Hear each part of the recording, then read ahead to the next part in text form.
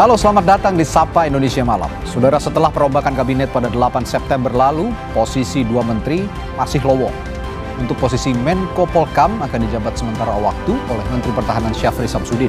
Sementara nama Menpora pengganti Dito Aryo Tejo masih teka-teki. Lalu apakah Presiden akan kembali menyerahkan posisi Menpora ke kader Golkar? Ya, Sapa Malam juga menyoroti upaya Roy Suryo CS untuk mengadu kasus ijazah Joko Widodo hingga ke Dewan Perwakilan Rakyat. Bahkan bukan hanya mempersoalkan ijazah Jokowi, namun juga ijazah Wakil Presiden Gibran Raka Buming Raka. Saudara, inilah Sapa Indonesia Malam selengkapnya bersama saya, My Sister Tarigan. Dan saya Radi Saputro. Kita langsung mulai Sapa Indonesia Malam hari ini.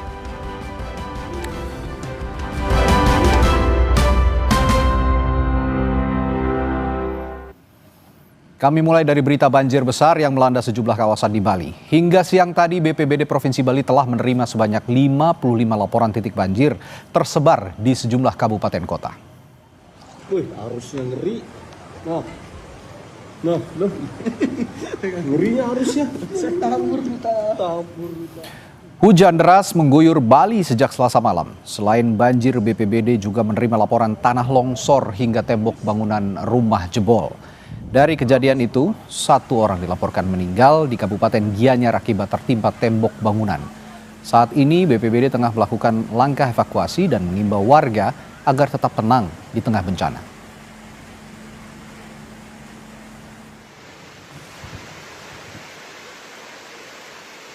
Sampai saat ini kami di Pusdalop itu sudah menerima kurang lebih sebanyak ada 55 laporan titik kejadian banjir.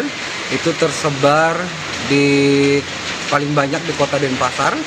Kemudian ada juga laporan longsor itu di Kabupaten Gianyar, dan termasuk ada kejadian tembok rumah yang roboh. Nah, tembok rumah yang roboh ini mengakibatkan 1 orang korban jiwa. Di Kabupaten Jembrana, Bali, petugas SAR mengevakuasi warga yang terjebak banjir. Menggunakan perahu karet, petugas menyisir satu persatu rumah warga yang terendam banjir di Banjar Samblong, Desa Sangkar Agung, Jembrana, Bali. Walau banjir mulai surut, namun ketinggian air yang mencapai hampir 2,5 meter membuat warga terisolasi.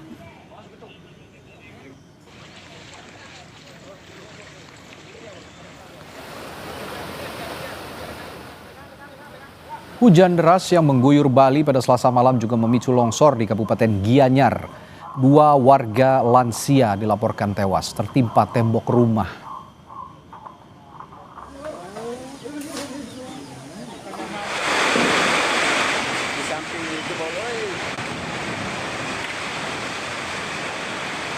Hujan deras sejak Selasa malam turut meningkatkan aliran air di Sungai Tukat, Badung. Sejumlah rumah di pertokoan Jalan Sulawesi, tepatnya di bantaran Sungai Tukat, roboh. Belum diketahui apakah ada korban dari peristiwa ini.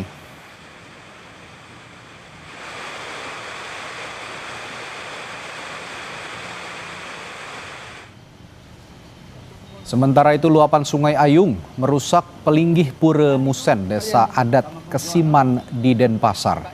Air bah yang datang dari hulu sekitar pukul 3 dini hari mengakibatkan Balai Panjang Palinggih bersejarah dan tembok Panyengker di Pura Musen Kesiman hilang hanyut tanpa bekas. Ini Balai Panjang yang lewat robos.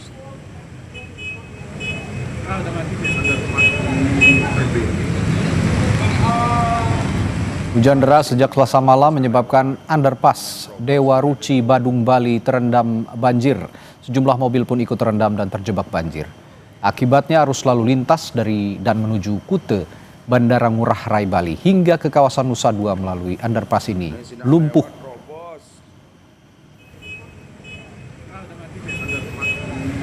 Kondisi terkini banjir di Bali kita akan tanyakan langsung pada jurnalis Kompas TV Jipayana Putra di Kota Denpasar.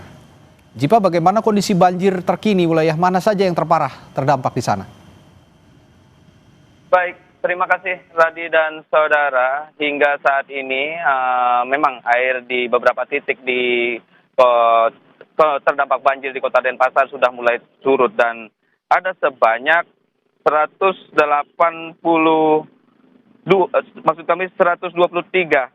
titik, yaitu yang terbanyak ada di 81 titik berada di Kota Denpasar, di mana di Kota Denpasar dari kejadian ini ada sebanyak 7 orang dilaporkan meninggal dunia dan 2 orang dilaporkan meninggal dunia dari Kabupaten Jemberana, di mana ada 2 orang lagi dari data Basarnas Badan SAR Nasional Provinsi Bali masih dalam proses pencarian. Dan hingga malam ini, hari ini, tepatnya di tempat saya berdiri di kawasan Dewa Ruci, tim dari gabungan dari SAR Nasional hingga BPBD dan tim terkait lainnya masih melakukan proses penyedotan genangan air yang berada tepat di bawah underpass Dewa Ruci, Radi.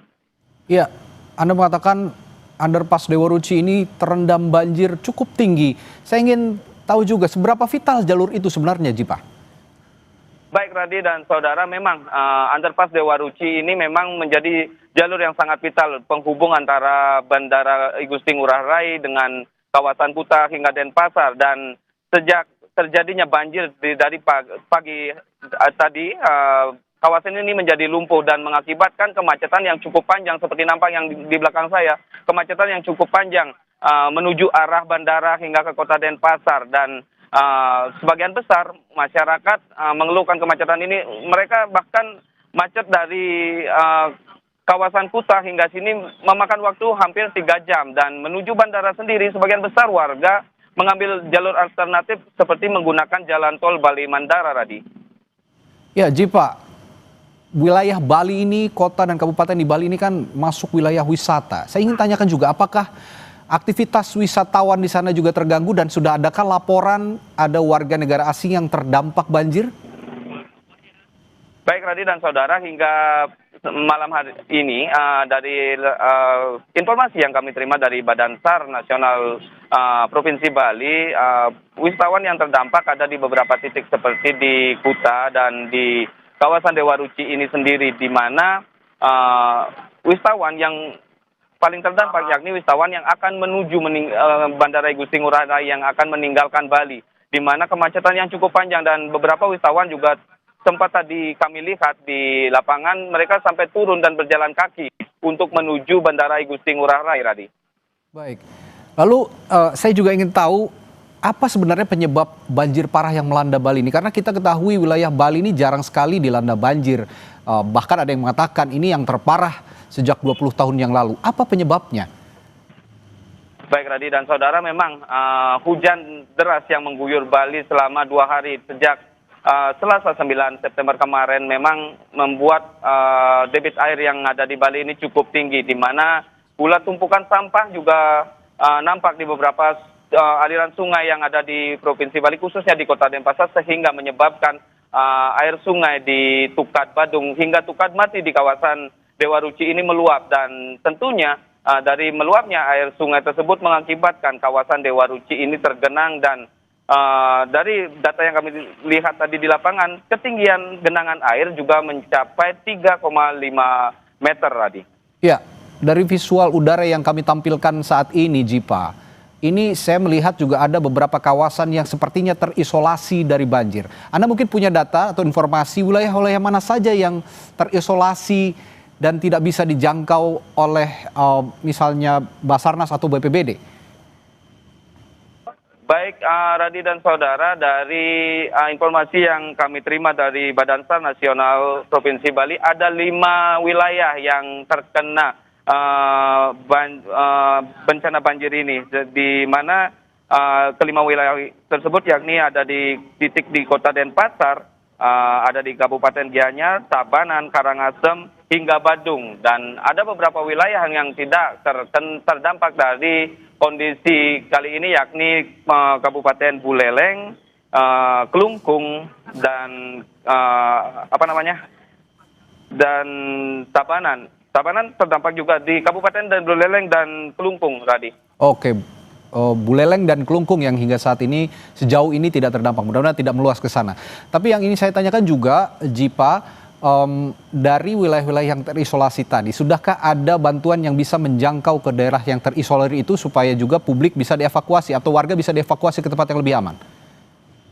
Baik Radi dan saudara, dari tim pencarian dari tim gabungan sendiri telah melakukan pencarian dan melakukan evakuasi bagi warga untuk bisa ditempatkan ke tempat yang lebih aman, dan nantinya untuk hingga saat ini dari pantauan kami belum ada posko-posko pengungsian yang didirikan oleh pemerintah atau badan terkait untuk melakukan pengamanan bagi warga. Warga yang diamankan nantinya diarahkan untuk sementara mengungsi ke tempat keluarga maupun penginapan-penginapan yang ada di dekat kawasan mereka, Radi.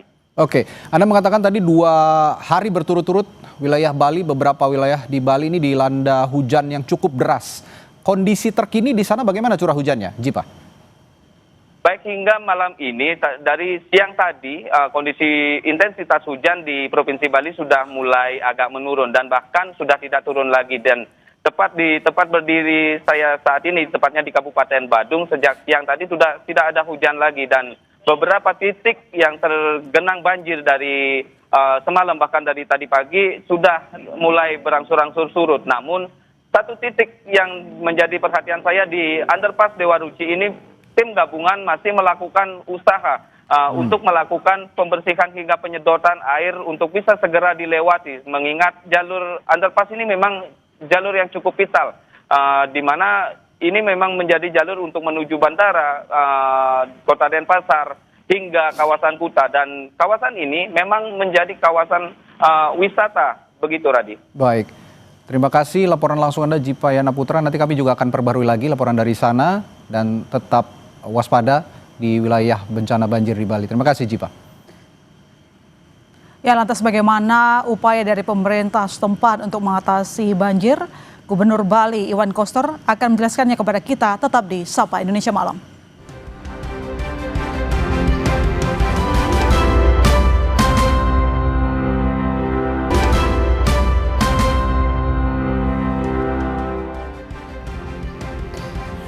Saudara, banjir besar melanda sejumlah kawasan di Bali. Hingga siang tadi, BPBD Provinsi Bali telah menerima sebanyak 55 laporan titik banjir tersebar di sejumlah kabupaten kota. Hujan deras mengguyur Bali sejak Selasa malam. Selain banjir, BPBD juga menerima laporan tanah longsor hingga tembok bangunan rumah jebol. Dari kejadian tersebut, 1 orang dilaporkan meninggal dunia di Kabupaten Gianyar akibat tertimpa tembok bangunan. Saat ini, BPBD tengah melakukan langkah evakuasi dan mengimbau warga agar tetap tenang di tengah bencana.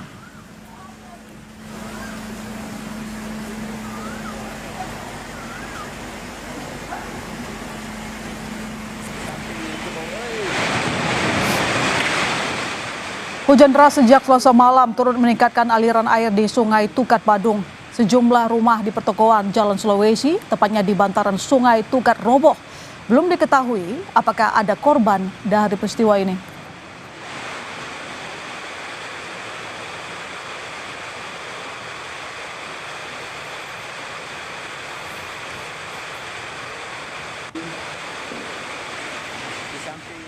Ya, bagaimana penanganan banjir di Bali saat ini? Sudah hadir melalui sambungan Zoom Gubernur Bali Iwayan Koster. Selamat malam Pak Koster.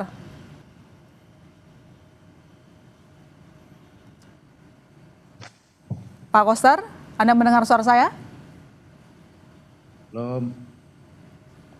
Ya, Pak Koster, dari informasi yang kami peroleh dari PPBD, 9 orang meninggal dunia. Tetapi apakah Pak Koster ada data terbaru yang bisa dibagikan kepada kami, berapa orang yang tewas akibat kejadian ini?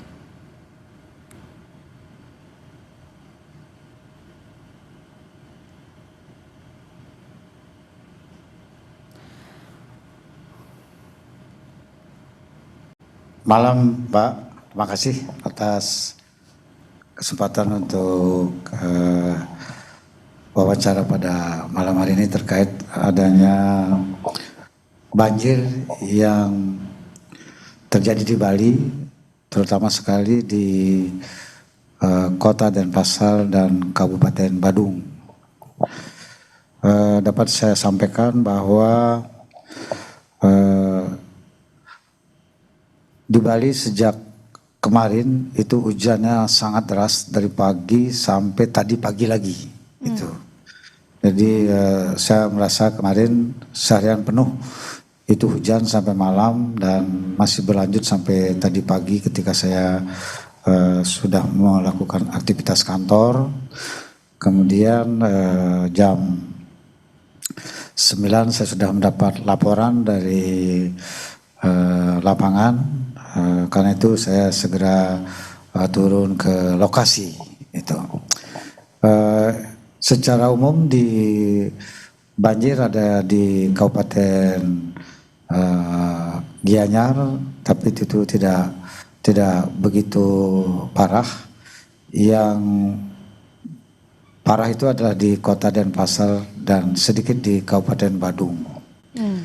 Nah, di Kota Denpasar banjirnya terjadi di kawasan Pasar Kumbasari dan di Jalan Sulawesi yang di situ terdapat ruko. Nah, di Denpasar ini, di Pasar Kumbasari itu ada kios dan los total sebanyak 313 itu. Kemudian juga ada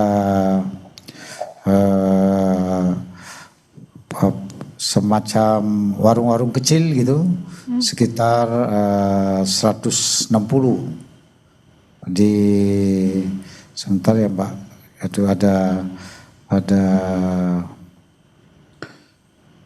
161. Jadi totalnya jadinya 313 tambah 161 itu adalah 474 unit usaha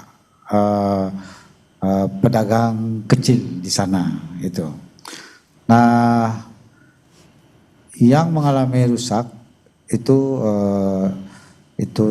secara umum, kalau tempat ini kan tempatnya permanen beton, jadi tidak begitu. Yang rusak itu adalah peralatan para pedagang dan juga dagangannya gitu. Ada jualan alat upacara adat, ada jualan kain dan sebagainya. Nah, itu sudah ditinjau semua. Kemudian karena banjirnya itu membawa sampah kiriman, itu sampahnya ini masuk ke kios dan los gitu. Jadi ada penumpukan sampah dan tadi sudah diselesaikan, sudah bersih lagi secara umum, meskipun belum bersih sekali. Besok akan dilanjutkan lagi besok pagi, karena listrik kita matikan supaya tidak menimbulkan masalah gitu. Ya, nanti saya punya pertanyaan lagi kepada Anda Pak Koster, tapi sebelumnya kita akan mendengarkan kumandang azan maghrib, saudara. Ya, kita lanjutkan lagi diskusi kita di Sapa Indonesia Malam. Pak Gubernur tadi mengatakan bahwa wilayah terparah ada di Denpasar dan juga Badung akibat banjir, tapi saya ingin mengonfirmasi Pak Gub, berapa orang totalnya korban jiwa atas peristiwa ini? Kalau di Badung sudah normal semua, hanya terjadi banjir di basementnya kantor pusat pemerintah Kabupaten Badung dan di kawasan Kute. Jadi tidak ada korban di Badung. Begitu juga di Gianyar. Jadi hanya ada korban di Kota Denpasar di jalan para pedagang yang memiliki ruko di Jalan Sulawesi. Jadi korban jiwa ada berapa totalnya, Pak Gub? Bagaimana, Mbak? Korban jiwa ada berapa? Ada 2 semuanya. Ada 2. Iya. BPBD bilang ada 9. Mohon dikonfirmasi, Pak Gub. BPBD provinsi. Bali. Ya. Kalau BPBD provinsi satu suara sama saya, satu data. Sama Denpasar juga. Jadi 2. Iya, yang korban 2 sudah ditemukan, itu sudah di rumah sakit malah mayatnya. Oke, Pak Koster, tadi kami punya Kami sekarang dari tadi siang membuka posko laporan bagi keluarga yang ada kehilangan keluarganya yang menjadi pedagang atau di ruko itu supaya melapor di posko. Jadi sampai sekarang yang melapor baru itu aja 5 orang dari keluarga, dari pihak keluarga. Jadi sampai saat ini belum bertambah. Oh, belum bertambah sampai sekarang. Tapi kira-kira Pak untuk warga Saya baru terdampak datang dari lokasi ini, baru datang dari lokasi. Sebentar lagi akan rapat dengan BNPB juga. Oke, baru dari lokasi. Pertanyaannya begini Pak, dari warga terdampak, apakah kemana mereka akan dibawa? Karena tadi berdasarkan laporan jurnalis kami di sana, belum ada posko-posko tempat untuk berteduh sementara, paling hanya ditempatkan di rumah saudara atau mungkin tempat penginapan. Jadi gini Mbak, kalau yang di Pasar Kumbasari itu karena itu tempat berdagang, jadi bukan tempat tinggal. Itu jadi itu kembali ke rumahnya, nggak ada masalah soal tempat tinggal. Kemudian yang di Jalan Sulawesi itu juga di situ cuma ruko, tempat tinggalnya tidak di sana, jadi tidak perlu mengungsi gitu. Jadi hanya yang korban yang kita tangani gitu, yang tidak menjadi korban itu dia berada di rumahnya dan sekarang masih ada di rukonya karena banjirnya sudah surut, sudah kering. Nah, kemudian yang tadinya perlu penampungan adalah banjir yang terjadi di Jalan Pura Demak, Kota Denpasar. Nah, di situ yang tadinya di pinggir-pinggir jalan besar itu ada rumah, dievakuasi. Tapi dievakuasi kemana Pak Koster? Maaf. Saya minta keterangan lebih. Kita siapkan tempat, mereka nggak mau, rata-rata sudah ditampung di keluarganya. Dan sekarang karena sudah surut, airnya udah kering lagi, udah normal, mereka udah balik. Oh, udah balik, termasuk wisatawan gimana Pak Koster? Karena kami lihat juga berdasarkan visual banyak juga penyelamatan terhadap wisatawan yang ada di Bali. Wisatawan mancanegara. Nggak ada, kalau wisatawan nggak ada Mbak. Nggak kalau ada. Wisatawan ikut nonton banjir, iya. Oke, Pak Koster, Ya. apa penyebab banjir kali ini? Memang kalau kita lihat katanya Equatorial Rossby, tapi mungkin pertanyaan saya begini Pak, ada bangunan-bangunan yang rusak karena banjir ini. Jadi sebenarnya penyebabnya apa ya Pak? Apakah ini juga ada kaitannya dengan pembangunan yang terlalu masif di bagian hulu? Ini Tukat Badung ini atau Sungai Badung ini itu hulunya di Kabupaten Badung. Jadi memang yang pertama adalah dari obrolan saya dengan para pedagang dan juga masyarakat yang ada di sekitar itu, mereka tuh berdagang sejak 70 tahun lalu di kawasan tersebut dan baru kali ini terjadi hujan yang begitu besar dan terjadi banjir yang besar. Baru pertama ini dari udah 70-an tahun nggak pernah ada seperti kejadian seperti ini yang diingat. Karena baru pertama kali membuat Pemda Bali juga mungkin agak gagap ya Pak menanganinya di awal. Tidak juga, karena kami turun bersama Bapak Danrem dan BPBD, sinergi pemerintah provinsi dan kota Denpasar. Itu dalam waktu cepat saya pimpin langsung bersama Pak Wali Kota dan Pak Danrem, itu cepat bisa kita atasi dan sekarang secara umum sudah bisa diatasi. Tinggal lagi satu di Pasar Kumbasari di bagian basementnya itu airnya masuk setinggi 8 meter, sekarang ini sedang disedot. Gitu. Dan yang kami belum bisa deteksi adalah di parkir itu ada kira-kira 50 sampai 100 mobil. Mudah-mudahan tidak ada orang di dalamnya gitu. Jadi dengan demikian supaya tidak ada korban jiwa. Nah, mudah-mudahan besok siang sudah, karena kami memakai ada 6 mesin penyedot sekarang untuk mengalirkan air di basement itu keluar ke sungai gitu. Baik, terima kasih Pak Koster telah bergabung bersama kami di Sapa Indonesia Malam. Kami berharap penanganannya dan tidak terjadi juga hal ini berlarut. Selamat malam Pak Koster. Terima kasih, selamat malam Mbak. Saudara, sorotan lainnya setelah jeda di Sapa Indonesia Malam. 4 Jenderal TNI berkonsultasi dengan Polri karena menemukan unsur pidana pada pernyataan di ruang digital dari seorang influencer bernama Ferry Irwandi. Namun laporan TNI terganjal aturan Mahkamah Konstitusi. Selengkapnya usai jeda, kami hadirkan informasinya untuk Anda.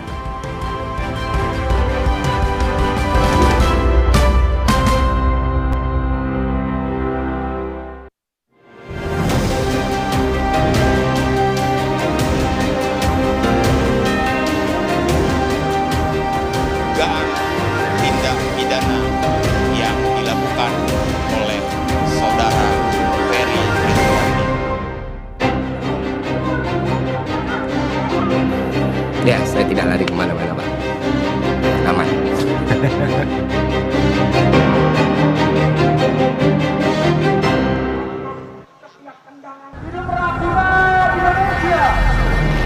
Ruang digital lagi-lagi jadi sorotan dalam penyampaian kritik. Nama Ferry Irwandi, CEO Malaka Project dan konten kreator yang sering membahas soal isu sosial dan kerap mengkritik kebijakan pemerintah, kini sedang dalam bidikan patroli siber. Ferry yang kerap lantang menyuarakan pendapatnya di ranah siber, kini berada di sorot siber Mabes TNI.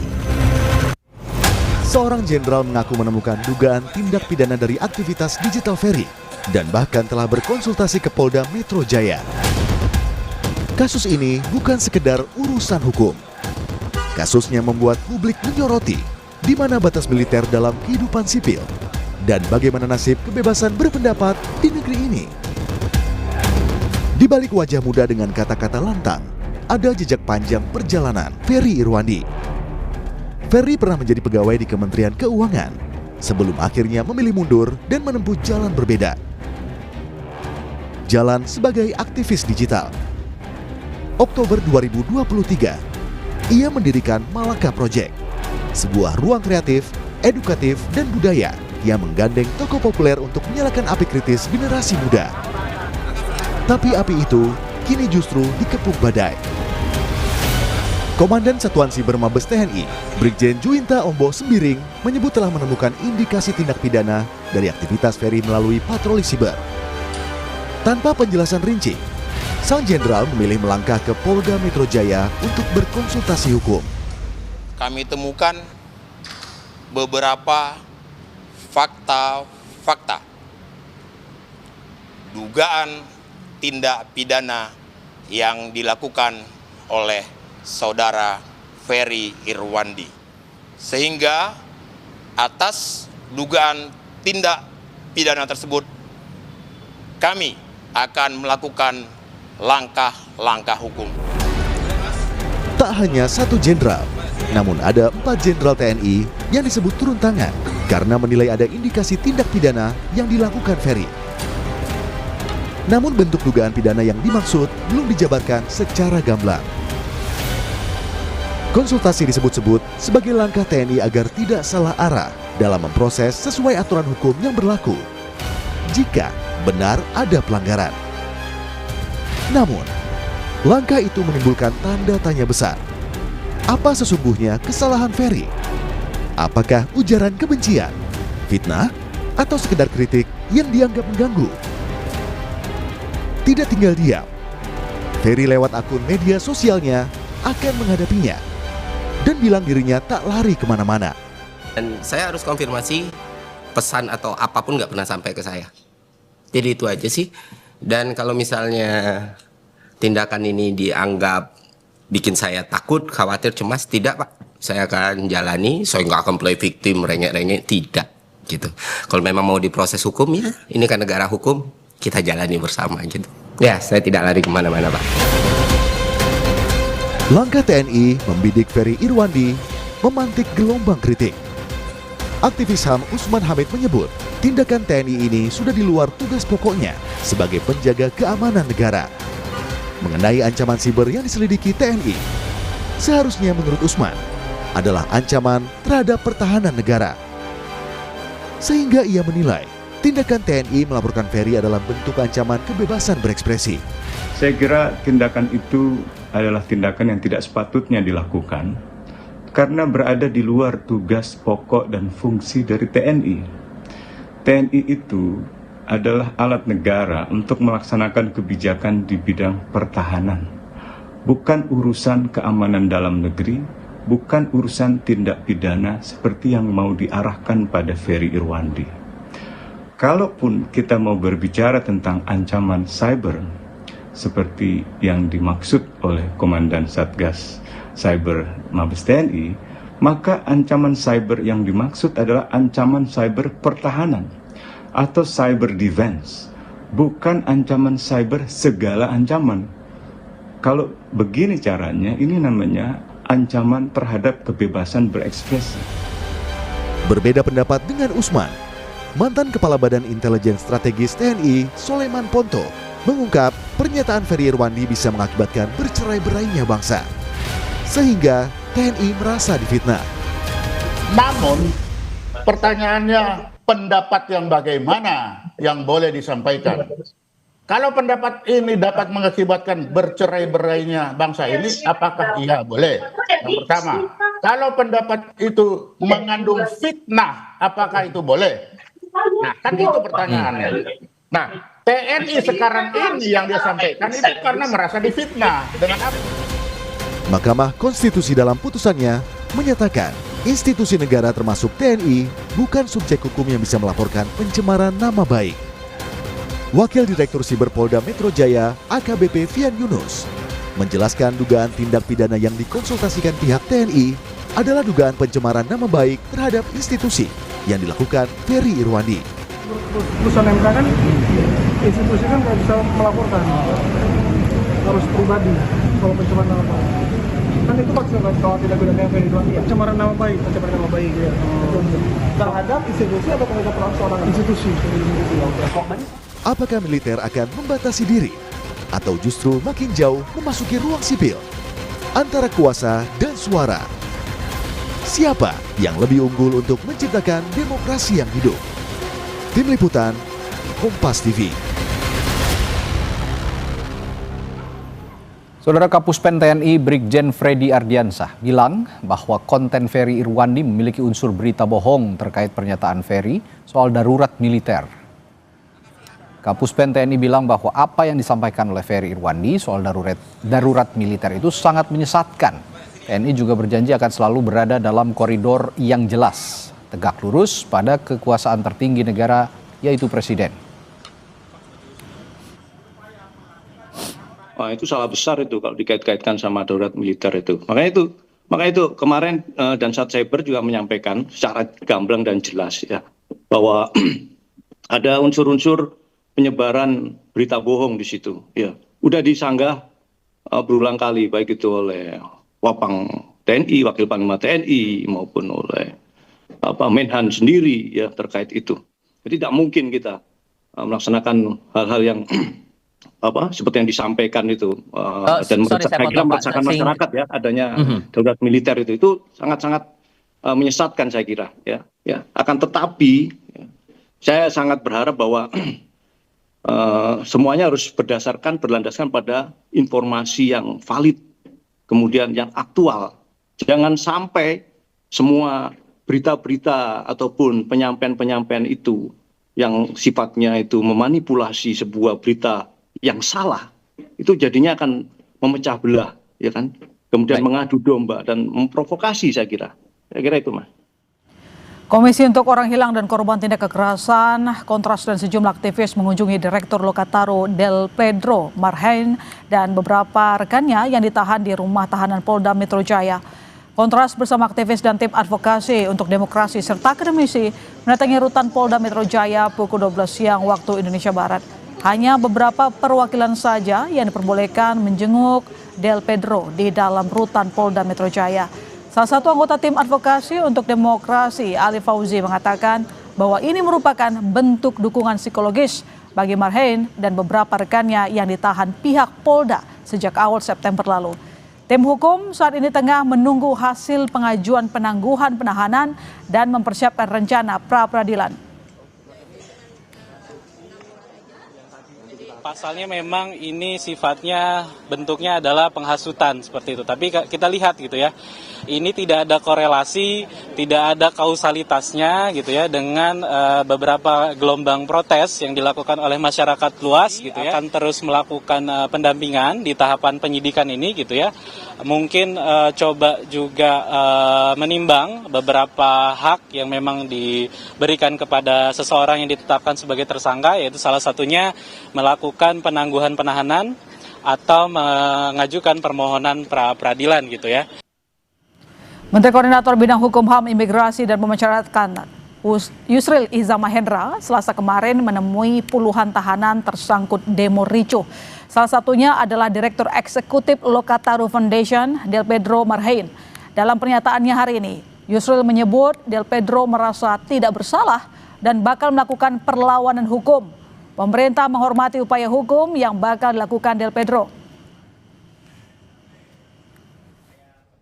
Kemarin saya sudah melakukan pertemuan dengan semua mereka yang ditahan, ya termasuk dengan Del Pedro Marhain, dan sudah jelas bahwa Del Pedro Marhain itu akan menempuh langkah hukum karena beliau merasa dia tidak bersalah terhadap apa yang disangkakan kepadanya. Dan saya katakan kalau merasa tidak bersalah silakan melakukan perlawanan menurut hukum, dan kami menghormati langkah yang dia tempuh itu. Sementara itu saat dikunjungi, Direktur Eksekutif Lokataru Foundation Del Pedro Marhain bilang siap menghadapi proses hukum yang adil. Del Pedro ditahan sebagai tersangka dugaan penghasutan. Polisi bilang Del Pedro diduga menyebarkan hasutan untuk bertindak anarkistis saat demo. Selain Del Pedro, 68 orang masih ditahan pasca demonstrasi.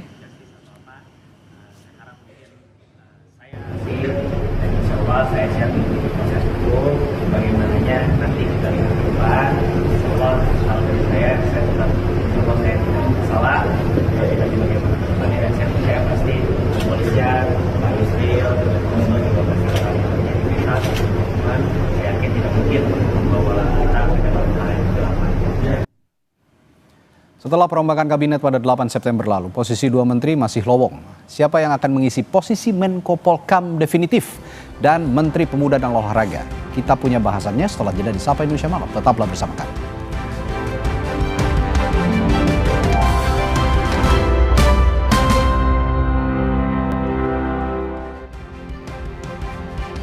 Setelah perombakan kabinet pada 8 September lalu, posisi 2 menteri masih lowong. Untuk posisi Menko Polkam akan dijabat sementara waktu oleh Menteri Pertahanan Syafri Samsudin, sementara nama Menpora pengganti Dito Aryo Tejo masih teka-teki.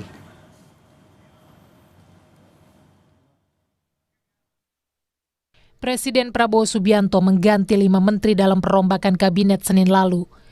Namun pada saat pelantikan menteri-menteri baru, ada 2 posisi yang masih lowong. Setelah ditinggalkan Budi Gunawan, nama Menteri Koordinator Politik dan Keamanan belum definitif. Sementara nama pengganti Menpora Dito Aryo Tejo pun masih teka-teki. Menteri Sekretaris Negara Prasetyo Hadi bilang calon Menpora baru tidak dapat menghadiri pelantikan karena sedang berada di luar kota. Posisi Menteri Koordinator Politik dan Keamanan untuk sementara waktu memang Bapak Presiden belum menunjuk secara definitif siapa yang akan beliau tugaskan menjadi Menko Polkam, sehingga untuk sementara waktu beliau akan menunjuk ad interim untuk menjabat sebagai Menko Polkam.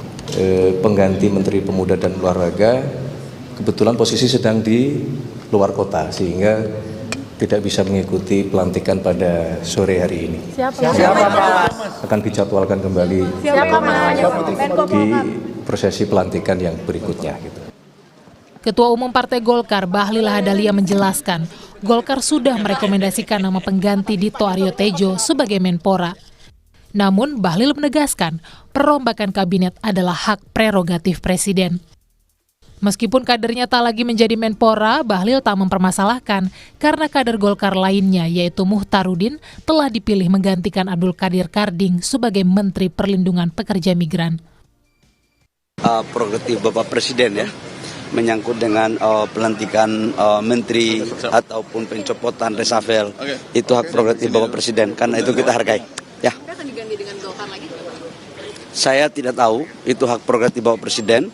Namun hari ini ada salah satu kader Golkar juga yang ikut dilantik, yaitu Pak Muhtarudin sebagai Menteri P2MI partai. Hanya merekomendasikan, tapi keputusan tetap ada pada Bapak Presiden. Itu hak prerogatif. Dadakan banget Pak ya, katanya Pak ya. Saya tidak mengatakan ditukar, tapi ini adalah penugasan dari Bapak Presiden. Untuk posisi Menko Polkam juga belum definitif. Presiden Prabowo menunjuk Menteri Pertahanan Syafri Samsudin sebagai Menko Polkam ad interim atau sementara waktu. Salah satu arahan dari Presiden ke Syafri diantaranya diberi kewenangan untuk melakukan langkah-langkah strategis agar pekerjaan di Kemenko Polkam bisa berjalan lancar. Melanjutkan tugas pokok dari Kementerian Pertahanan, Kementerian Koordinator Polkam, dan saya diberi kewenangan untuk mengambil langkah-langkah yang efisien, efektif, agar supaya semua pekerjaan bisa berjalan lancar. Publik menunggu siapa yang bakal mengisi posisi Menteri Lowong. Namun yang paling diharapkan, siapapun terpilih memiliki kapasitas yang mumpuni agar perombakan kabinet semakin mengefektifkan kinerja pemerintah. Tim Liputan, Kompas TV.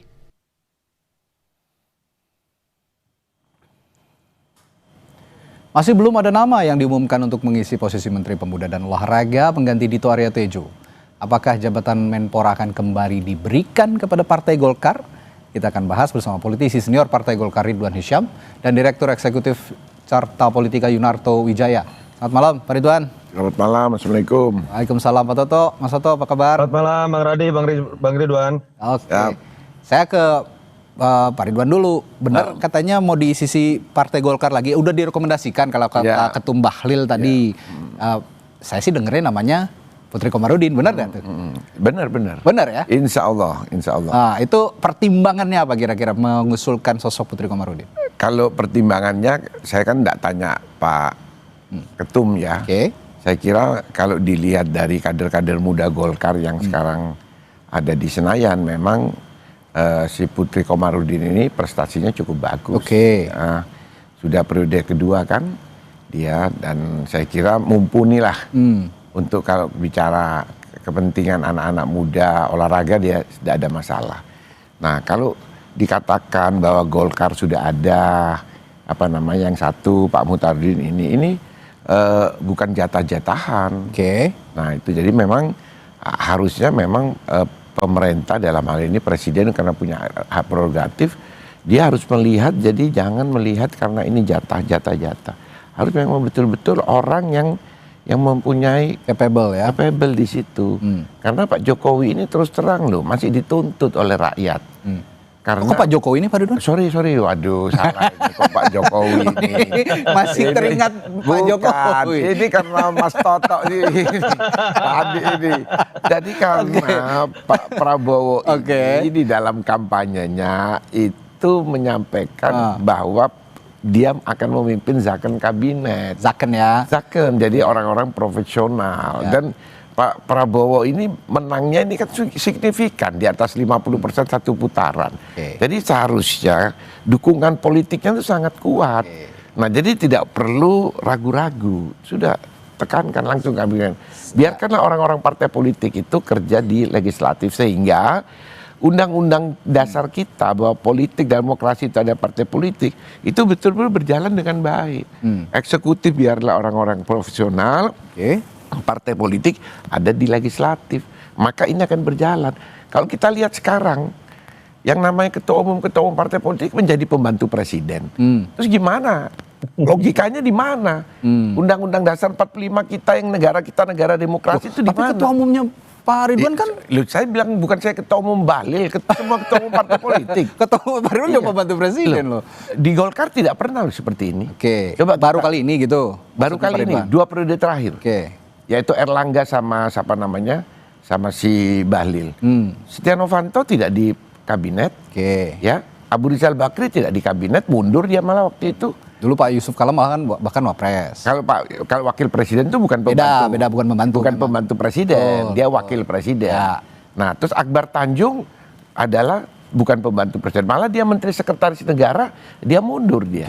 Nah, dia pilih jadi partai politik. Nah, sehingga demokrasi kita yang dicita-citakan oleh reformasi itu bisa berjalan benar. Ini sekarang nggak benar. Makanya kita harus melakukan reformasi jilid kedua. Ini otokritik dari seorang internal Partai Golkar, Mas Oto. Bukan Partai Golkar saja, semua. Partai politik. Tapi tadi dalam konteks reshuffle, bukan jatah-jatahan kalau Pak Bukan jatah-jatahan, yang profesional. Bargainnya sepertinya, melihat kepada zakon kabinet yang ingin dibangun oleh Pak Prabowo. Gimana nih, Mas Oto?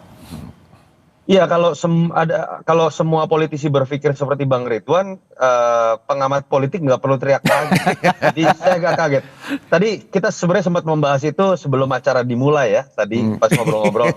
Saya kaget juga Bang Ridwan berani menyampaikan itu di hadapan publik. Dan itu betul, ini problem klasik yang ada baik dari zaman SBY, diteruskan oleh Pak Jokowi, dan kemudian makin bertambah misalnya periode kedua Jokowi makin ekstrim. Koalisinya makin gendut, 80%. Lalu kemudian yang terjadi juga kabinetnya makin dagang sapi. Dan sayangnya ketika Pak Prabowo ini menang dengan angka besar, artinya kan kepercayaan masyarakat secara langsung legitimasi sangat besar, lalu kemudian malah diteruskan dengan langkah yang lebih ekstrim. Koalisinya sangat gemuk dan konsekuensinya kabinetnya juga sangat gemuk. Dan akhirnya kita tahu, bahkan baru 10 bulan sudah ada yang terkena kasus, beberapa kontroversi pertanyaan yang terkait dengan pernyataan. Artinya apa sih? Sebenarnya sangat disayangkan. Pak Prabowo ini punya ambisi sangat besar jauh dibandingkan presiden sebelum loh. Target pertumbuhan ekonomi 8%. Tidak pernah ada presiden yang memiliki kebijakan yang big push ekonomi seperti MBG, lalu kemudian Koperasi Merah Putih, yang itu membutuhkan effort lebih. Dengan situasi anggaran yang sangat terbatas. Artinya apa? Dibutuhkan langkah-langkah eksekusi dari pasukan yang sifatnya profesional.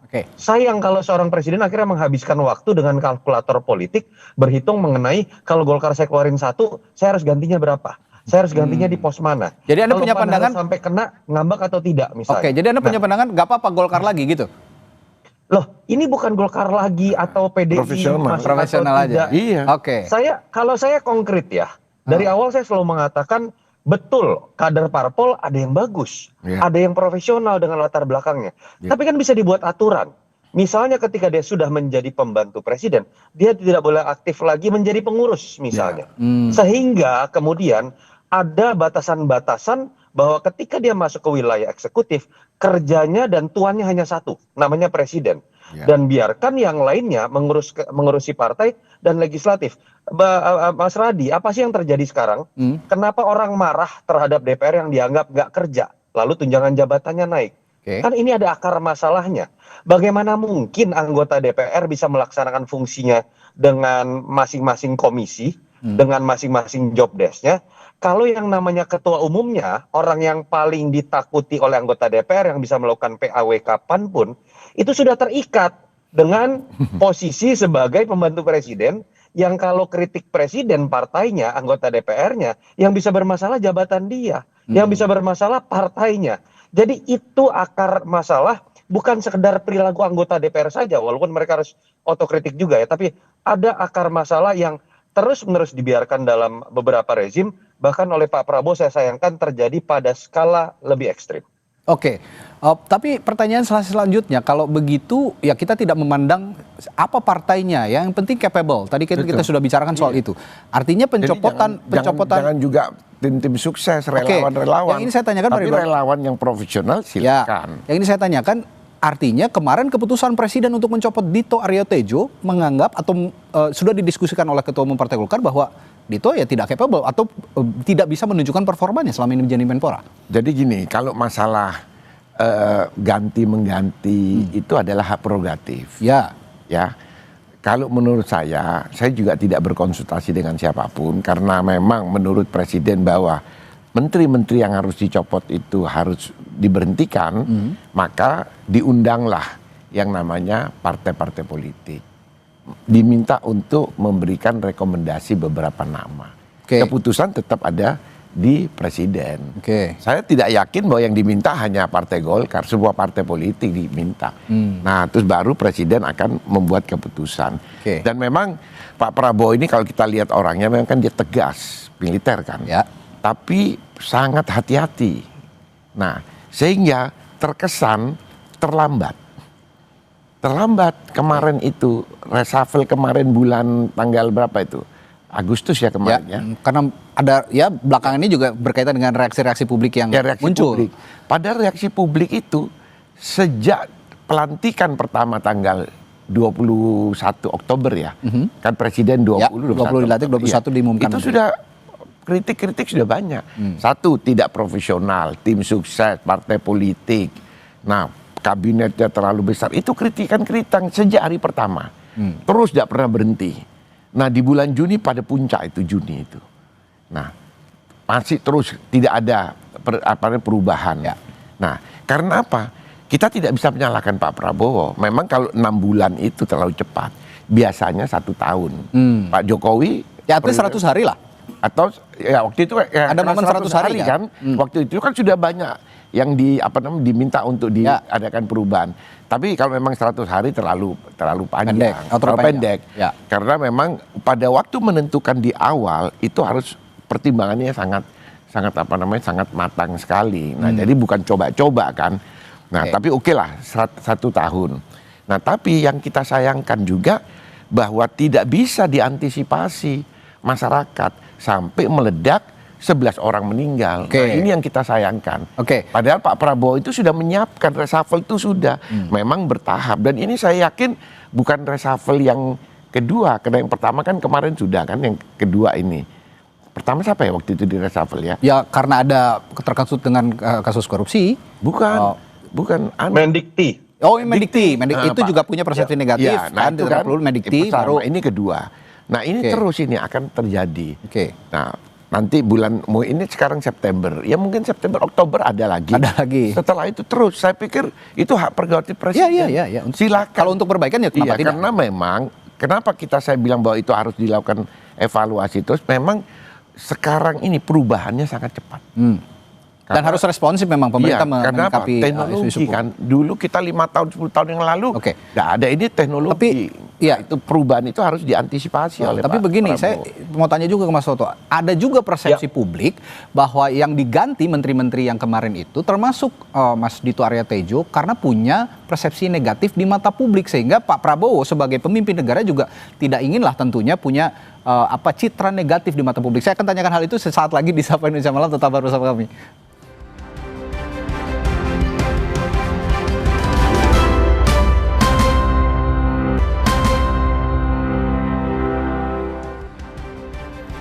Jadi ngomongin soal reshuffle kabinet khususnya untuk Partai Golkar, saya ingin juga menarik ke beberapa menteri yang kemarin di reshuffle selain dari Partai Golkar. Ada 5 menteri at least yang di reshuffle ya. Posisinya juga diganti begitu. Nah, yang kosong ada 2. Tapi ingin saya tanyakan ke Mas Soto tadi bahwa ada persepsi publik bahwa menteri-menteri yang diganti ini punya citra buruk di mata publik, sehingga Pak Prabowo sebagai pemimpin negara juga tidak mau punya citra buruk di mata publik. Nah, apakah Anda punya analisis yang sama atau ada perspektif lain? Ya, dalam konteks berbicara mengenai KPI seorang menteri, ya tentu saja salah satunya adalah masalah komunikasi atau citra ya. Tetapi kalau kita berlandaskan hal tersebut, banyak nama lain yang sempat membuat blunder pernyataan-pernyataan atau kemudian juga mengundang kontroversi. Jadi sulit buat kita menyimpulkan pada satu indikator saja, misalnya Dito, lalu Pak BG, lalu kemudian Karding, itu karena citra buruk. Misalnya kalau kita bicara Karding dikaitkan dengan foto bermain domino. Kalau dalam konteks konflik of interest, yang harusnya kena itu bukan Karding. Walaupun dia katanya berasal dari satu organisasi dan dia yang mengajak ketemuan gitu ya. Tapi kan harusnya di situ Raja Juli Antoni dalam kapasitas sebagai Menteri Kehutanan. Jadi saya melihat bukan karena faktor itu semata, atau jangan-jangan memang akan ada tahap 2. Misalnya kalau mau berspekulasi, ada momen yang seharusnya dalam waktu cepat mengenai pelantikan dari Menko Polkam, lalu misalnya ada Wamen seperti Noel, dan juga menteri satu lagi apa? yang belum dilantik Menpora misalnya. Menpora Bukan dan tidak Menko Polhukam mungkin yang kan belum ada. dengan mengagetkannya situasi kemarin akan muncul juga jangan-jangan tiba-tiba nanti pada saat pelantikan akan ada beberapa pergantian yang lain gitu misalnya. Ya. Dan tadi Bang Ridwan sudah menyebutkan ya, poin paling penting adalah kita ingin Pak Prabowo tanpa beban. Ya. Dia sudah punya legitimasi sangat besar. Ambisinya juga sangat besar. Saya ingin sekali loh teriakan-teriakan Pak Prabowo ketika berbicara mengenai serakaisme. Orang kaya jangan main-main, koruptor juga jangan main-main. Ya. Saya berharap sekali itu juga diterapkan. Para menteri juga jangan main-main. Bahwa loyalitas hanya kepada visi saya. Bahwa integritas juga didasarkan pada kerja sebagai pembantu presiden. Jangan sampai kemudian menghadapi kendala karena tugas Anda sebagai pengurus partai. Itu yang selalu jadi problem klasik kritik dari setiap pengamat terhadap semua presiden. Dan Pak Prabowo dengan segala hormat sudah memulai dengan langkah yang buruk dalam konteks membangun kabinet yang gemuk tadi. Oke, itu adalah bagian dari realitas politik ketika sistem presidensial kita memang ambigu. Tapi ketika Anda sudah dilantik, Anda punya kebebasan sepenuhnya untuk mereshuffle kapanpun, jadilah seorang presiden. Jangan berbicara atau menempatkan diri menjadi pemimpin koalisi. Yang dibutuhkan adalah kapasitas Anda untuk bekerja buat rakyat, bukan menghabiskan waktu terlalu banyak untuk menjadi pemimpin koalisi. Oke, pertanyaan saya selanjutnya ke Pak Ridwan. Kalau begitu, apa harapan dari Anda sebagai politisi Partai Golkar mungkin juga bisa memberikan masukan kepada pimpinan Partai Golkar agar stabilitas pemerintahan Pak Prabowo ini tidak terus terganggu dengan hal-hal seperti reshuffle ini? Karena bagaimanapun saya melihat kemarin ada reshuffle, seperti contohnya pergantian Menteri Keuangan ini direspons oleh pasar sangat buruk begitu. Nah, bagaimana soal ini menjaga stabilitas pemerintahan Pak Prabowo? Saya sih sudah di forum ini juga kalau tidak salah, saya sudah berbicara bahwa Akbar Tanjung begitu terpilih jadi ketua umum Partai Golkar, dia mengundurkan diri dari Menteri Sekretaris Negara. Itu di zaman reformasi. Nah, ini sekarang zaman sudah bagus. Kenapa kok sekarang double-double seperti ini? Jadi saya sudah menyarankan kepada ketua umum saya, Anda pilih ketua umum atau mundur jadi menteri, atau Anda jadi menteri mundur dong dari ketua. Sudah disampaikan itu? Bukan sampaikan langsung, kemana-mana saya ngomong. Semua TV saya bicara seperti itu. Karena apa? So far udah ada respon dari Pak Ketum? Ya, masih pikir-pikir. Pikir-pikir. Jadi memang silakan, ini saya kira ini bukan untuk ketum saya saja, termasuk kepada Pak Prabowo. Kita bicara Pak Prabowo harus juga mundur dari ketua umum Partai Gerindra. Tidak boleh. Dulu zaman Pak Harto tidak pernah jadi ketua umum Partai Golkar. Dia hanya Dewan Pembina. Nah itu jadi jelas kan sudah ini. Kenapa kok Pak Prabowo mencontohkan hal yang tidak baik di dalam iklim demokrasi yang seperti ini? Dan demokrasinya terbuka loh ini sekarang. Nah kalau kita mau memperbaiki, ayo kita perbaiki bareng-bareng. Kita bikin reformasi jilid kedua, terutama kepada partai politik. Undang-undang partai politik kita harus perbaiki, termasuk undang-undang di dalam DPR juga kita harus perbaiki. Undang-undang pemilu juga ya? Undang-undang pemilu, nah itu. Masa untuk jadi anggota DPR itu juga ada aturannya. Ini semua pokok punya duit jadi anggota DPR. Mau berapa kali, mau 6 kali, 7 kali. Saya ini kalau maju lagi 6 kali terpilih, tapi saya mundur, saya tidak maju saya. Karena saya tidak mau direformasi. Dimundurkan. Saya mundur. Itu harus ada batasannya. Masa lebih bagus di zaman Orde Baru? Orde Baru itu 4 kali maksimal. Tidak boleh orang lebih dari 4 kali. Nah ini harus undang-undang. Jadi jangan partainya. Karena kalau partainya umpama saya di Golkar, saya sudah aturan 4 kali di Golkar. Karena saya sudah ada calonkan, saya pindah ke partai lain dicalonkan. Nah itu tidak boleh. Jadi harus undang-undang pemilunya yang diperbaiki. Kembali ke konteks pembicaraan kita malam hari ini bahwa apakah Menpora masih dari Partai Golkar itu tidak masalah kalau kata Pak Ridwan Hisap. Yang siapapun. Ya, Bung Toto juga tadi tidak mempermasalahkan hal itu. Nah, kalau gitu saya ingin tanya juga ke Mas Toto soal sosok Putri Komarudin yang digadang-gadang juga akan mengisi posisi Menpora. Sejauh ini punya reputasi baikkah di mata publik? Putri itu bahkan kalau saya tidak mau membandingkan ya, dua-duanya saya kenal baik Dito ataupun Putri, tapi Putri ini lebih punya sepak terjang, bahkan kalau dibandingkan pun. Dia setahu saya bahkan ketika sekolah di Australia, dia salah satu yang aktif di PPI kalau saya tidak salah, sempat jadi ketua malah. Dan di luar nama besar ayahnya, memang kiprahnya sangat baik, bahkan lebih dikenal terlebih dahulu dalam dunia politik dibandingkan Dito misalnya.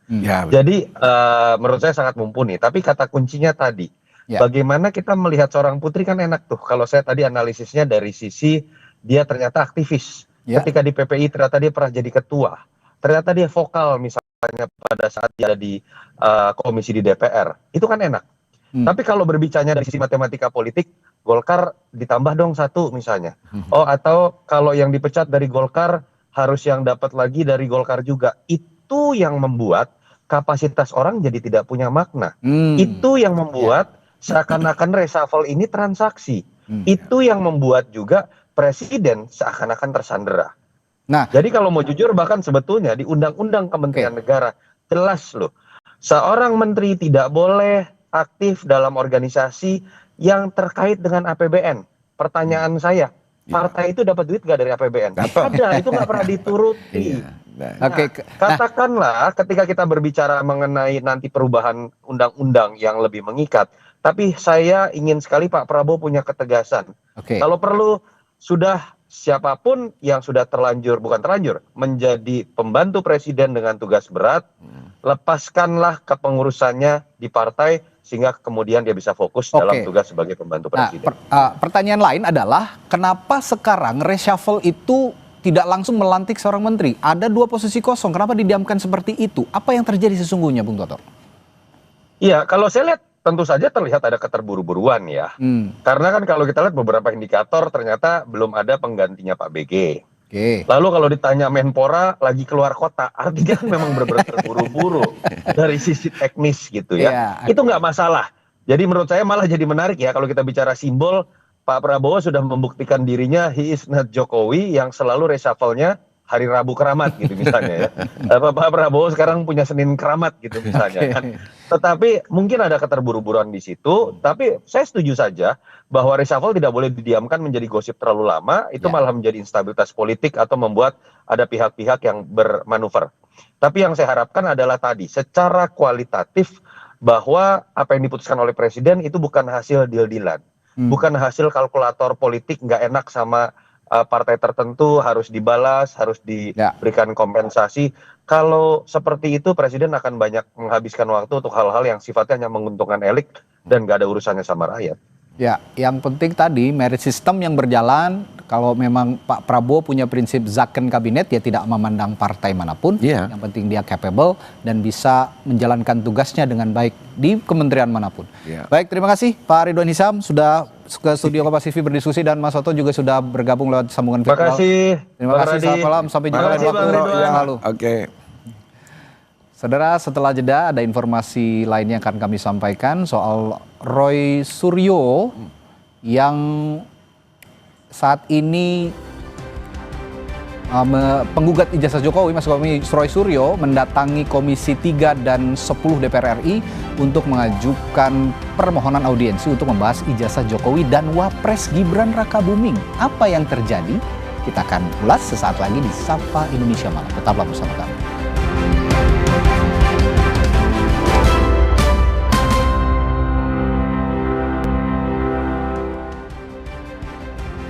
Saudara, Roy Suryo, penggugat ijazah Jokowi, mendatangi Komisi 3 dan 10 DPR RI untuk mengajukan permohonan audiensi untuk membahas ijazah Jokowi dan Wapres Gibran Rakabuming Raka. Roy Suryo CS kemarin telah menyerahkan surat ke gedung DPR RI untuk mengajukan permohonan audiensi atau rapat dengar pendapat umum terkait polemik ijazah. Materi pertama menyangkut temuan dugaan ijazah Jokowi yang telah dituangkan dalam buku Jokowi's White Paper. Sementara menyangkut Wakil Presiden Gibran Rakabuming Raka, pihaknya akan menyampaikan persoalan menyangkut ijazah SMA yang tengah digugat secara perdata ke Pengadilan Negeri Jakarta Pusat. Kemarin kami menyerahkan surat ya, tapi secara lesan ya, dan ini kami serahkan surat secara fisiknya, permintaan untuk melakukan audiensi ya, atau bahkan mungkin nanti kalau bisa RDP ya gitu, rapat dengar pendapat tentang temuan-temuan soal pendidikan dan soal hukum yang itu menyangkut 2 orang, yaitu menyangkut mantan presiden atau presiden ke-7 yang kami terbitkan dalam sebuah buku namanya Jokowi White Paper, dan persoalan yang barusan mengemuka yang kemarin sudah ada sidang perdatanya dimulai pertama yang digugat oleh Pak Subhan di Pengadilan Negeri Jakarta Pusat tentang wakil presiden kita Gibran Rakabuming Raka, dan itu karena keterkaitannya dengan Komisi Pendidikan, Komisi 10, dan juga keterkaitannya dengan Komisi 3, maka hari ini kami datang untuk menyerahkan surat fisiknya secara langsung karena diperlukan surat fisiknya. Ya, isu keaslian ijazah Jokowi kembali digulirkan oleh Roy Suryo CS. Adakah bukti baru yang dikantongi oleh Roy Suryo dan apa tujuannya melakukan audiensi dengan Komisi 3 dan 10 DPR RI? Kita akan bahas hal ini dengan narasumber Roy Suryo, penggugat ijazah Jokowi melalui sambungan Zoom, dan Mardiansah Semar, Ketua Umum Rampai Nusantara. Selamat malam Mas Roy, selamat malam Mas Mardiansah. Malam Mbak. Terima kasih sudah hadir. Selamat malam Mas Aldianto. Ya. Mardiansah dong Mas, kan Ya. bukan orang Jawa ini. Iya Mas Diansah Semar. Ya, Semarnya saya nggak lupa. Itu. Baik, saya langsung ke Mas Roy begitu. Mas Roy mengajukan audiensi kepada DPR RI. Pertama dulu deh, sambutannya gimana? Meriah. Ya, jadi update-nya memang kami kemarin itu menyampaikan surat. Biasanya kan orang kalau menyampaikan surat kan hanya dikirim lewat pos. Cuman sebagai wujud dari etika kami, etika orang Timur, itu kami menyampaikan secara langsung.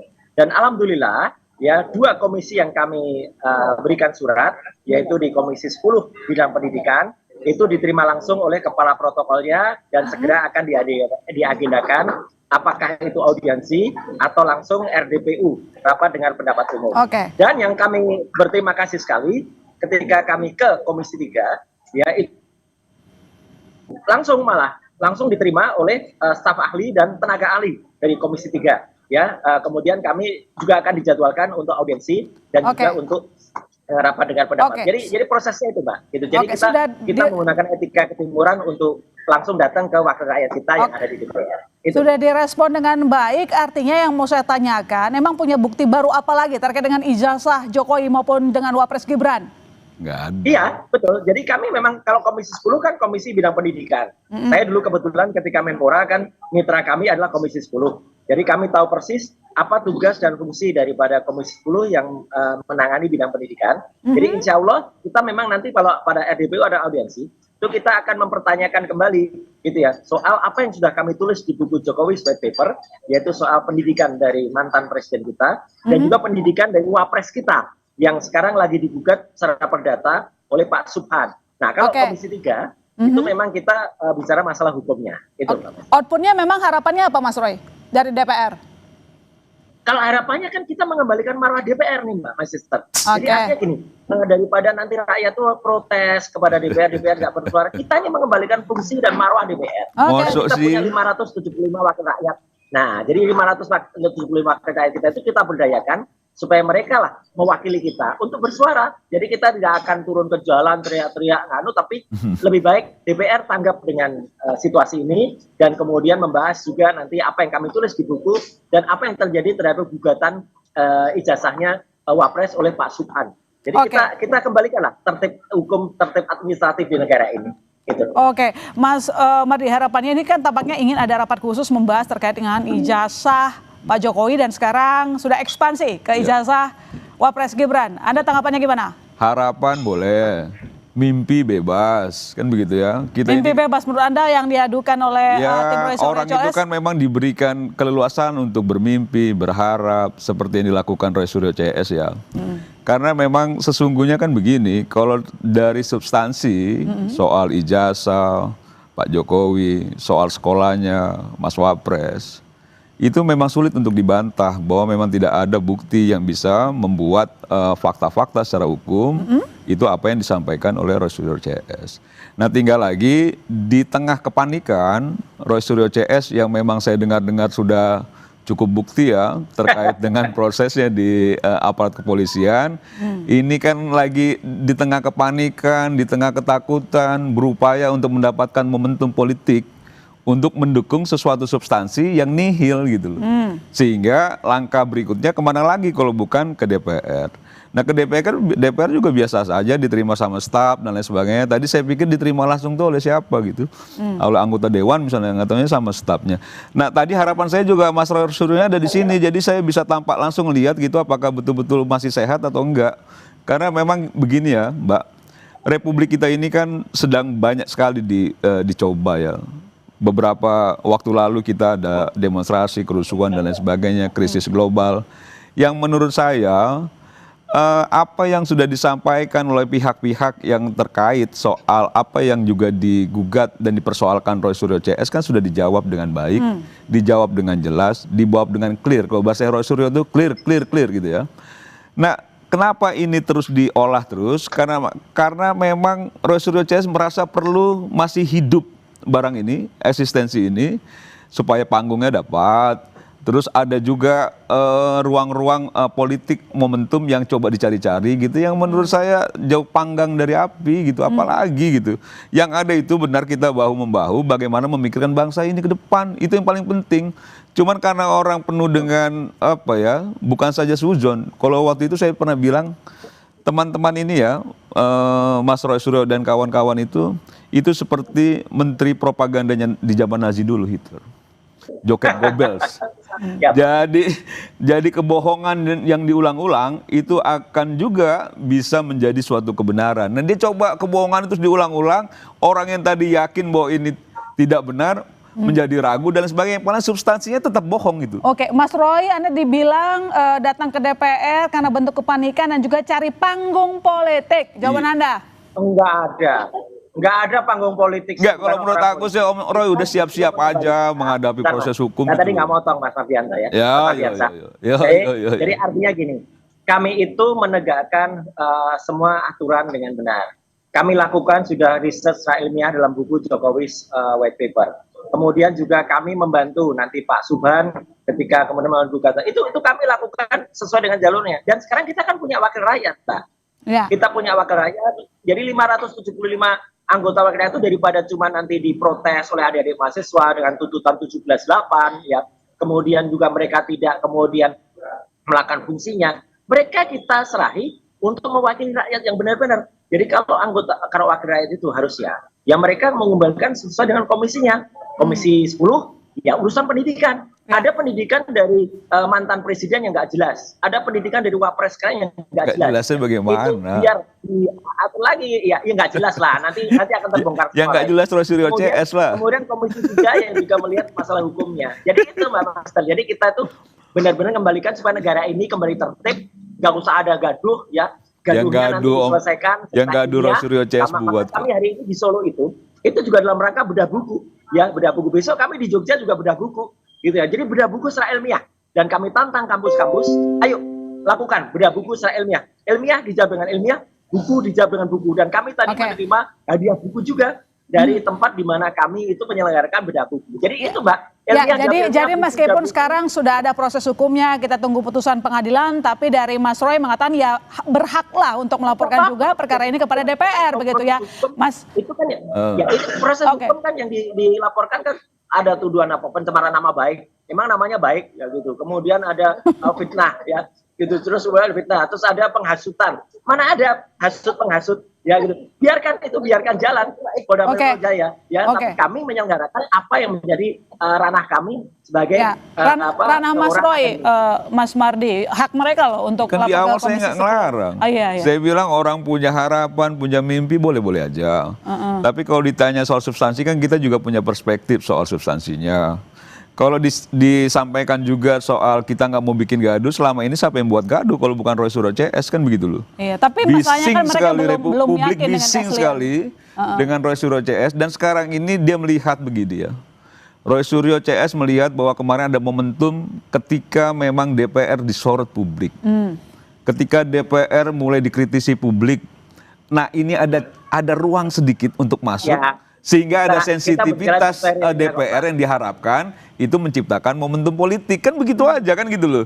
Jadi kalau saya lihat ya, ini kan udah pontang-panting nih ke sana, banyak lah yang ditemui sama Roy Suryo CS ini, itu menandakan kepanikan sebenarnya, kepanikan bahwa sebentar lagi proses hukum sudah berjalan gitu ya, proses hukum berjalan.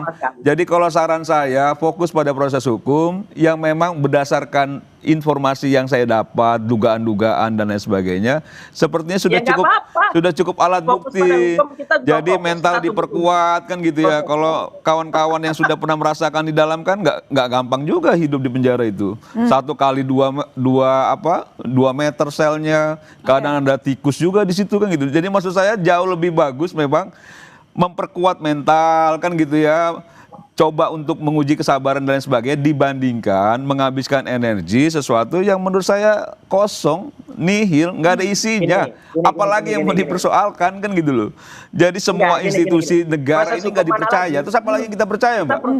Gitu loh. Kalau semua institusi kita nggak dipercaya, apalagi lembaga pendidikan nggak dipercaya, apalagi yang mau dipercaya gitu loh. Oke, baik. Gitu. Mas Roy, kan sebenarnya ya ini mungkin pertanyaan berulang-ulang begitu kan. UGM bilang sudah asli, tapi kemudian tim dari Mas Roy CS bahkan membalas dengan Jokowi White Paper, buku. Artinya memang sangat konsisten tidak percaya. Nah sekarang pertanyaannya, ternyata tidak cuma Jokowi yang dipertanyakan ijazahnya, tapi juga melapor ke DPR terkait dengan background pendidikan Wapres Gibran. Kenapa tuh, Mas? Iya, penting. Karena kan kemarin ada masukan dari teman-teman di seberang. Kenapa yang diprotes adalah, yang dikritik adalah orang yang sudah tidak menjabat lagi. Dikira kami nggak takut kemudian mengkritik orang yang masih menjabat. Ini buktinya. Orang yang masih menjabat itu pun ternyata riwayat pendidikannya juga tidak kalah payahnya. Itu nanti ada bukti-buktinya semua. Dan daripada kita kemudian hanya ribut kemarin, kita sampaikan dulu ke DPR. Katanya kita harus menyampaikan ke wakil rakyat. Ya udah, kita sampaikan dulu ke wakil rakyat. Dan kebetulan ada yang menggugat kan. Pak Subhan itu kan membuat perdata itu. Ya udah, biar nanti gugatannya juga jalan, kita siapkan juga bukti-buktinya, dan nanti kalau soal proses hukum kita konsentrasi, kami itu juga konsentrasi. Kita tunggu betul ya proses dari Polda Metro Jaya, dan kita juga selalu datang, kita juga selalu diminta BAP, juga kita BAP. Jadi nggak ada yang salah kan? Biar dia juga berjalan, yang proses ini juga jalan, proses kemudian ketatanegaraannya juga jalan. Kalau nanti ada, misalnya kami bedah buku di bahkan 4.000 kampus ya misalnya gitu kan, kampus di Indonesia kan ada 4.000, ya biarkan juga, biar itu jalan. Jadi biar masyarakat juga mengerti, apalagi kita menyampaikan apa yang ditarik oleh masyarakat sebagai pemenuhan hak literasi. Kita kan baru saja juga memperingati Hari Literasi Internasional tuh, tanggal 8 September yang lalu. Nah ini dalam rangka itu, jadi supaya orang Indonesia itu terliterate, orang Indonesia itu tercerahkan membaca buku, jangan hanya baca Shinchan. Nah, jadi tuduhan terkait dengan ijazah Wapres Gibran ini apa nih Mas intinya? Kosong intinya, nggak ada apa-apa. Ya, artinya gini, kita lakukan ilmiah kok. Gitu, kalau ternyata memang tuduhan itu. Suaranya yang terdengar ke sini Mas Ros kurang jelas, kayak suara Shinchan malah. Belum sampai kesimpulan, baru mempertanyakan ijazahnya Wapres itu benar apa enggak. Oke, baik, Mas Mardi, ini kan yang digugat tidak hanya ijazah dari Jokowi, tapi juga Wapres yang menjabat. Kalau tadi Mas Mardi mengatakan bahwa Mas Roy panik, toh buktinya disampaikan juga, loh berani kok saya juga menggugat yang masih menjabat. Nanti dijawab Mas Mardi, sampai Indonesia Malam, masih akan segera kembali, saudara.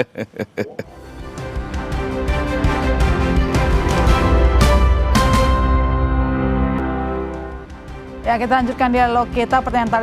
Pertanyaan saya tadi, Mas Mardi, ini kan tidak hanya ijazah Jokowi yang dipersoalkan, tapi juga ijazah Wapres. Ini artinya tadi Mas Roy menegaskan kita tidak hanya mengkritik yang sudah tidak menjabat, yang menjabat pun nggak ini gitu loh. Mereka berani gitu. Jadi di tengah kebuntuan ya, ini secara psikologis ya, di tengah kebuntuan, di tengah tidak ada jalan lain, yang lahir itu kan memang keberanian yang cenderung kenekatan. Nah kenekatan itu sudah tidak lagi berpikir rasionalitas itu. Kenekatan itu sudah berpikirnya bagaimana caranya bertahan hidup. Bagaimana caranya melepaskan dari jerat yang dia bikin sendiri. Dan pada posisi itulah Roy Suryo CS sekarang itu. Jadi bagaimana caranya dia bisa melepaskan diri dari jerat hukum yang dia buat sendiri.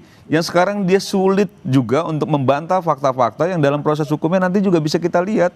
Nah kalau kita kan melihatnya begini, ini sudah berjalan, prosesnya sudah baik sekali. Kalaupun nanti memang ini sudah masuk penyidikan, sudah ada tersangkanya, silakan hadir, dibuktikan di pengadilan. Institusi apa lagi mau dipercaya kalau misalnya hampir semua institusi nggak dipercaya. Kayak misalnya proses ijazah. Kedua orang ini, beliau-beliau ya, Pak Jokowi, Mas Gibran, semua sudah melewati proses itu. Mau itu KPU dan lain sebagainya. Itu kan institusi negara yang kita sebagai warga negara yang baik, ketika bersepakat bernegara, harusnya juga setuju dan percaya pada apa yang dihasilkan oleh institusi negara. Nah kalau ini kan seolah-olah bahwa apa yang menjadi benaknya Roy Suryo CS itu benar. Kalau misalnya tidak dibenarkan, dia tetap melawan bahwa itu suatu kebenaran. Ini kan yang menurut saya kebohongan yang diulang-ulang sehingga mempengaruhi publik gitu, mempengaruhi publik jadi terbelah, yang tadinya juga nggak yakin jadi menjadi suatu kebenaran ini. Ini yang menurut saya, ini yang akhirnya tidak hanya sesat.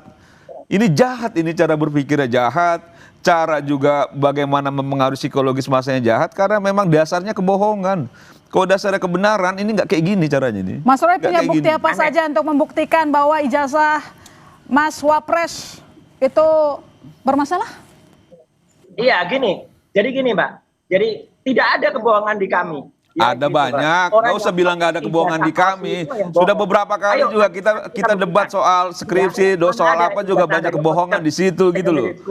Gitu loh. Jangan juga bilang tidak ada kebohongan di kami, banyak kebohongan. Penyetaraan ijazah gitu loh. Yang itu dari UTS, University Technology of Sydney, itu ternyata setara dengan SMK. Ya, UTS itu menyelenggarakan program namanya INSERS. INSERS itu kayak matrikulasi gitu loh. Dan itu sempat ditulis dalam CV-nya, dalam kurikulum vitae-nya Gibran dulu, itu S2. Ya, itu ada buktinya semua kita kumpulkan. Dan ternyata dia sekarang nggak ngakuin itu. Dan itu dianggap sebagai sebuah SMK, grade level 12. Lah kok bisa universitas kok disetarakan SMK? Ayo nanti kita buka. Jadi kalau yang itu orang bohong, lebih jahat mana? Orang yang pakai jasa palsu, atau yang kami yang dengan penelitian itu membuka tabir keburukan atau kebohongan dari seorang yang sekarang lagi menjabat. Itu aja. Ayo kita buktikan semua. Kita berani buka semua kan nanti semua ijazahnya. Jangan merasa paling benar dan paling bersih. Gitu loh. Ada. Jangan merasa paling benar, paling bersih. Hampir satu republik ini tahu juga kelakuan Rasulullah setelah tidak menjabat menteri, kan begitu loh. Jadi sudahlah. Jangan juga merasa benar, jangan rusak merasa suci, tapi banyak juga kelakuan-kelakuan yang sebenarnya memalukan secara publik gitu loh. Gitu loh. Jadi maksud saya kalau bicara soal kebenaran, bicara soal moral, moral siapa yang bisa dipertanyakan kalau bukan moral diri sendiri gitu. Gitu loh. Gitu loh. Makanya kalau ada, ya saya nggak tega ya cuma ya. Ijazahnya kok berani ngomong. Kalau kita udah lihat. Cuma kita satu republik tahulah siapa Roy Suryo dan bagaimana kelakuannya kan. Jadi mana bisa dipercaya kalau kelakuannya sudah diketahui publik, Mas? Nggak bisa lah. Gitu loh. Orang barang negara aja dibawa pulang kok kan gitu loh. Jadi sudah lah kan gitu loh. Paling tepatnya sih kayaknya memang kita tunggu putusan pengadilan. Proses pengadilan bukan bangun opini. Karena kalau bicara moral nggak ini juga. Ke Mas Roy, kalau misalnya ini terkait dengan ijazah Jokowi kan sudah masuk ke lingkaran hukum begitu pengadilan. Nah kalau sampai tidak terbukti ini kan bisa menjurus ke fitnah. Anda sudah siap tentang itu, Mas Roy? Sudah nggak ada pilihan, Mbak, bukan soal siap. Artinya nanti semua insya Allah akan kita buktikan ya, gitu. Kalaupun nanti misalnya itu harus sampai ke level pengadilan, ayo, gitu loh. Jadi jelas betul nanti. Dan ini lagi-lagi ya, jangan kemudian akan pakai jurus-jurus yang sama. Udah kuno tuh jurusnya. Kita punya bukti ilmiah soal ijazah diserang dengan pencemaran nama baik. Ya, emang namanya baik. Sekali lagi saya ulang. Emang nama Om Suryo juga baik kan? Enggak juga. Jangan juga merasa namanya baik loh. Mas Roy, silakan. Jangan juga merasa namanya baik loh. Ijazahnya dan itu kita ntar netizen banyak yang bicara loh soal nama baik Roy Suryo itu. Tapi Mas Roy yakin ya, Mas Roy CS yakin bahwa sudah mengantongi bukti-bukti terkait dengan persoalan ijazah dari Pak Jokowi maupun juga Mas Gibran ya. Kami pegang semua itu yang katanya itu. Dan Anda yakin dengan hasil putusan pengadilan tidak khawatir sama sekali gitu ya Mas Roy? Oke. Ya harus semua harus kita bongkar nanti dan semua ada buktinya. Mau itu yang modern itu yang namanya MDIS atau itu ijazah yang dari Bradford yang katanya Bradford tapi ternyata itu salah beli ya, atau dari UTS yang ternyata hanya diserahkan menjadi ijazah selevel SMK. Itu lebih parah lagi nih dari Jokowi ini. Iya lebih parah lagi dari Jokowi. Lebih parah dari Jokowi kata Mas Roy. Mas Ardi, orang kalau curiga biasanya ada pemantiknya. Singkat aja tapi. Iya, saya singkat aja. Ini udah lebih dari 1 kali Roy Suryo bicara soal emang namanya baik gitu loh. Emang namanya Roy Suryo juga baik gitu. Semua satu republik juga tahu bagaimana tingkah laku Roy Suryo. Nggak usah pribadi. Enggak, bukan pribadi, bukan pribadi. Ketika bicara soal itu menyangkut soal pejabat publik itu tidak pribadi. Tapi semua juga orang tahu bagaimana pertanggungjawaban publik Roy Suryo setelah menjadi menteri, kan begitu loh. Kita semua tahu. Makanya jangan singgung-singgung soal nama baik. Menurut saya nama Roy Suryo juga tidak baik, jauh tidak baik dibanding yang lain. Iya itu, gitu nggak usah minum kamu. Bukan pribadi itu, itu bukan pribadi ya. Oke, baik, kita fokus di kasus ini. Iya, tapi maksud saya jangan seakan-akan diri kita ini merasa benar, merasa suci, padahal secara hukum itu belum juga bisa dibuktikan dalam prosesnya gitu. Oke, baik, tapi dari tim Mas Roy yakin ya bisa berhadapan dengan hukum nanti? Yakin boleh aja sih. Oh, jangan yakin boleh aja. Yakin boleh aja, cuman saran saya udah siap-siap saja. Ya kan gitu. Biarkan itu. Siap-siap, iya dibiarkan. Dan sambil saya kasih saran siap-siap aja. Kan gitu loh, diperkuat mentalnya, kan gitu ya. Tiba-tiba hukum mana. Oke, baik, kita tunggu nanti putusan pengadilan juga proses update-nya nanti terkait dengan laporan yang diberikan oleh Mas Roy CS ke DPR ya Mas. Terima kasih, selamat malam Mas Roy, selamat malam Mas Mardi. Sampai Indonesia Malam, Mas akan segera kembali, saudara. Saudara jangan kemana-mana, Sapa Indonesia Malam masih akan segera kembali.